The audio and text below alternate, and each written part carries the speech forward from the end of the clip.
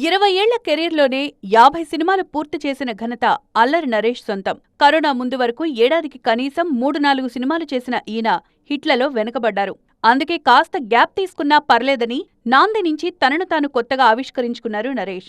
ఆ తర్వాత వచ్చిన ఇట్లు మారేడుమిల్లి ప్రజానికం, ఉగ్రం సినిమాలకు ప్రత్యేక గుర్తింపు వచ్చింది. 2024లో 3 సినిమాలతో వచ్చారు నరేష్. నాసామి రంగాలో కీలక పాత్ర చేసిన అల్లరోడు ఆ ఒక్కటి అడక్కు అంటూ కామెడీ ట్రై చేసి దెబ్బతిన్నారు. అలాగే బచ్చలమల్లి సైతం అంచనాలను అందుకోలేదు.